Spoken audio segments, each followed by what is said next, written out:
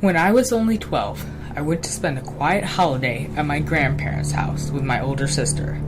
As each time, my grandmother, we offered gifts, and I love how I like today to have fun with the plastic that coated. You know, these bubbles. We loved bursting with our fingers. In the evening, I slept in the bedroom, at the end of the hall, alone, separated from my sister. That did not worry me, though. It was late, so we were all going to sleep. I put a piece of plastic I had not finished bursting on a little bedside table that was right next to my bed. I was tired, so I started to sleep, head in the opposite direction of the bedside table, when the small bubbles burst. The hours passed slowly. I could not sleep. I was half asleep when suddenly I heard my little plastic bubbles bursting alone. My heart was froze at once.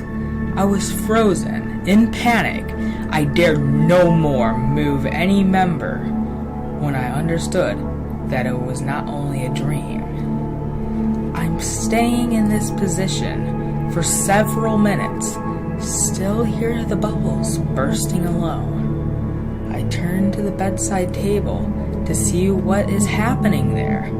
Why the bubbles burst alone. I did not understand what was happening, but I was scared. I took my courage in both hands, turned slowly to see what happened. When I saw a little girl with braids kneeling in front of the bedside table, she bursted the bubbles. Of course, she looked dead at me. I did not dare move a finger. She got up, suddenly, to raise the arms to the ceiling. Then she began to shout with all of her strength. I was scared. I thought it was a nightmare, so I hid in my cupboard quickly.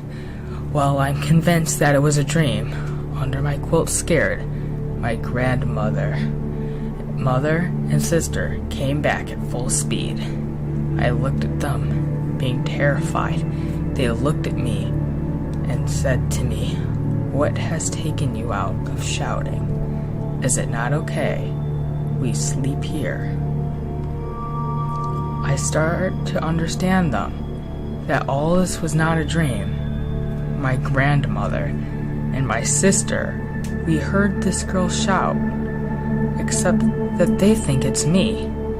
I did not dare to tell them, because I did not want to scare my grandmother. Then, to be sure that all this was true, I did research on this house. I discovered that a little girl had an accident in this house, in the stairs, and she had braids. I never told this story to anyone before.